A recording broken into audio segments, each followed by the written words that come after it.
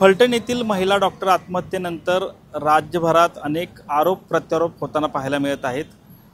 माजी भाजपचे खासदार रणजित नाईक निंबाळकर यांच्यावरही बऱ्याच ठिकाणाहून आरोप झालेले आहेत। स्वतः अंधारे जे आहेत त्यांनी देखील मोठे आरोप केलेले आहेत। सुषमा अंधारेंनी या आरोपामध्ये बरेचसे आरोप जे आहेत ते माजी खासदारांवर केले आहेत। याबाबत बोलण्यासाठी आपल्यासोबत माजी नगरसेवक अनुप शाह आहेत। नेमकं आरोप जे केलेले आहेत याविषयी काय सांगाल? सातत्याने जाणीवपूर्वक जयश्री आगवणे ह्या प्रत्येक निवडणूक आली, कुठला सुखाचा कार्यक्रम आला की जाणीवपूर्वक ज्या गोष्टी घडल्या नाहीत त्या घडल्यात ह्या दाखवण्याचा प्रयत्न करत आहेत। वेगवेगळ्या नेतृत्वांना भेटून त्यांना चुकीच्या गोष्टी सांगून त्यांच्यावर अन्याय झाला असं सांगण्याचा प्रयत्न करत आहेत। पण आज जयश्री आगवणेंची खरी परिस्थिती काय आहे हे सांगण्यासाठी आज मी माझ्यासमवेत या ठिकाणी त्यांच्या सख्या नणंद म्हणजे त्यांचे पती हे दिगंबर आगवणे नाहीत तर त्यांचे पती हे संतोष आगवणे हे त्याचा पुरावा। त्यांच्या मतदान कार्डवर जयश्री संतोष आगवणे अशी नोंद आहे आणि जयश्री संतोष आगवणेंच्या बहीण म्हणजे संतोष आगवणेंच्या बहीण या ठिकाणी सुनीता आगवणे माझ्या समवेत आहेत। त्यांनी जे मला सांगितलं ते मी तुम्हाला सांगतोय, त्याही स्वतः सांगतील।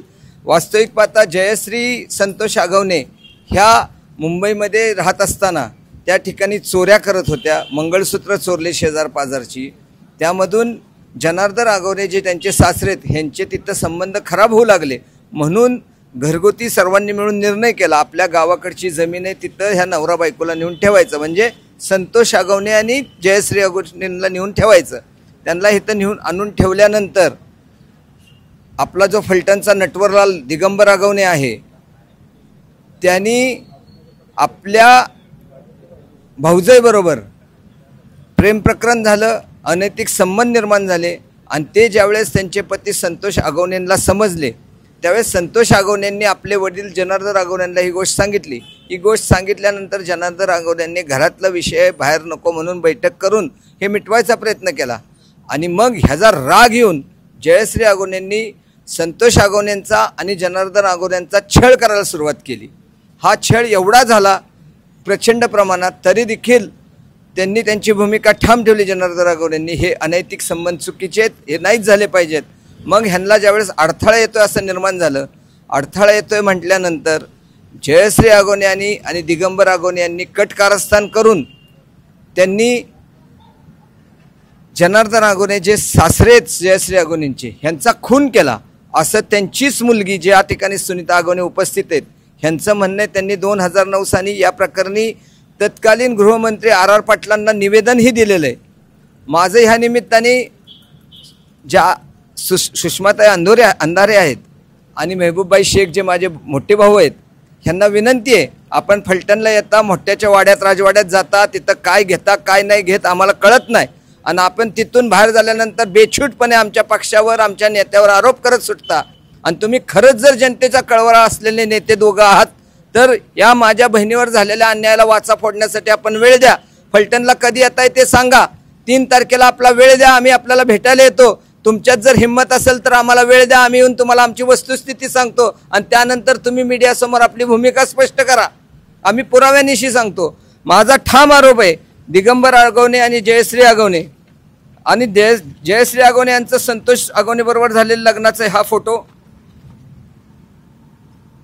ह्यामध्ये संतोष आगवणे आणि जयश्री आगवणे दिसत आहेत आणि ह्या सगळं कटकारस्थानचा मास्टर माइंड असू देत मास्टर माइंड हा दिगंबर आगवणे होता। हा दिगंबर आगवणे रामराजेंबरोबर आहे। रामराजे ह्याचं सगळ्याचं कुटील कारस्थाचं नेतृत्व करतायत आणि मेहबूबबाई जे पोटतिडकीने बोलतायत ना ते फलटणला येऊन कुणाला भेटलेत? रामराजेंचे बंधू श्रीमंत रघुनाथराजेंना भेटलेत। त्यांनी तिथं काय मिळालं, असं काय टॉनिक मिळालं म्हणून ते पेटून उठून बोलतायत। त्यांनी अन्यायाविरुद्ध बोलत असतील तर त्यांनी माझ्या बहिणीची बाजू घ्यावी, सुनीताताईंची बाजू घ्यावी, हे माझं त्यांना आव्हान आहे। मीडियाला माझी विनंती की त्यांनी त्यांना प्रश्न विचारा की ते ह्यांना वेळ देणार आहेत का फलटणला आल्यावर। या ठिकाणी सुनीताताई आपल्यावर घडलेल्या प्रसंगाची माहिती देतील। पण मला दुसरा एक प्रश्न आहे की वारंवार जे आता माझे खासदारांवरच याबाबतचे आरोप होत आहेत, वेगवेगळ्या पद्धतीने ते आरोप केले जातात, याविषयी थोडक्यात काय सांगाल? ह्याचं कारण स्पष्ट आहे। जयश्री आगवणे हा हत्यार म्हणून वापरले जात आहेत। आणि त्यांचा पूर्व इतिहास बघितला तर पैशासाठी त्या काहीही करतात. जी व्यक्ती नवऱ्याबरोबर सख्या दिराबरोबर म्हणजे घरातल्या दिराबरोबर सक्का चुलत मावस दीर हा आपला भाऊ असतो. आपल्या संस्कृतीमुळे दिराचं नातं हे भावाचं नातं आहे. त्याच्याबरोबर जर अनैतिक संबंध करत असेल तर त्याची विश्वासार्हता काय? नक्कीच आपल्यासोबत सुनीता आगवणे आहेत, ज्या जयश्री आगवणेंच्या नणंद आहेत.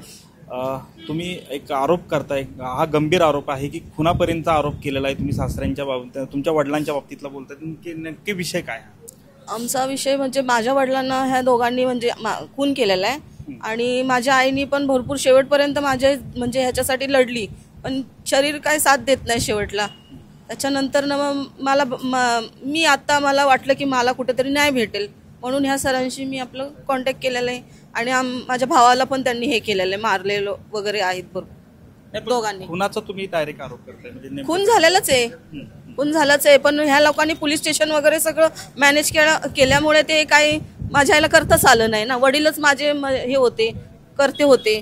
आईला काय माझ्या वडिलांनी पहिल्यापासून बाहेर काढलं नाही. मग तिला जिथपर्यंत होते तोपर्यंत तिने केलं, पण पोलीस स्टेशन काहीच दाद देत नाही तर काय करणार ना शेवटी. मला एक विषय नक्कीच काय म्हणताय? मला मेहबूब बहिणीला सुषमाताईंना विचारायचंय, तुम्हाला ह्या माझ्या बहिणीच्या डोळ्यातले अश्रू दिसत नाहीत का? त्यांनी त्यावेळेस पोलीस स्टेशन मॅनेज केलं हे म्हणणं. आज त्या महिलेच्या डोळ्यातले अश्रू मेहबूबाई तुम्हाला दिसत नाहीत का? का फक्त पाकिटामुळे तुम्हाला जयश्री आगवणेंचे अश्रू दिसतात? श्रीमंत रघुनाथ राजेंच्या घरात आपल्याला काय मिळालं? कुठली सनद मिळाली? म्हणून तुम्ही आज फक्त आणि फक्त एकाच महिलेची बाजू घेऊन उतरताय, जी गुन्हेगार आहे. गुन्हेगाराची बाजू घेऊन तुम्ही साधू संत असलेल्या माणसांवर अन्याय करताय. माझं हात जोडून विनंती सुषमाताईंना आहे, अंधारेताईंना आहे, मेहबूब बहिणीला आहे, आपण जर खरंच अन्यायाविरोधात लढत असाल तर फलटणला या. सगळ्या पीडितांची भेट तुमची मी घालून देतो. मी स्वतःही नसेल ते पीडितां तुम्ही बोला आणि त्यातनं तुम्हाला सत्य समजल्यावर स्वतःच्या सद्विवेक बुद्धीला जागून तुम्ही भूमिका जाहीर करा. संतोष आगवणेंनी आत्महत्या केली का खून गेला हे अजून स्पष्ट झालेलं नाही. त्यांनी सुद्धा गळफास घेतला होता, ते पण कोणाचं तरी लेकरू होतं. ह्याही लेकराचं छत्र हरपले. आज तिच्या डोळ्यात सुद्धा पाणी आहे. आज आई वडील नसले होते आधार काय आहे ना शेवटी. नक्कीच यामध्ये प्रामुख्यानं सांगायचं झालं तर मेहबूब शेख आणि सुषमा अंधारे यांनी जे काही आरोप केलेले आहेत, यामध्ये जे काही आरोप करतायत याबाबत त्यांनी स्वतः या ठिकाणी येऊन पीडितांची भेट घ्यावी आणि या कुटुंबाला न्याय द्यावा अशीच मागणी जी आहे ती या ठिकाणी करण्यात आली आहे. कॅमेरामन अभिजित पिसेसह संतोष नरोडे, TV9 मराठी, फलटण, सातारा.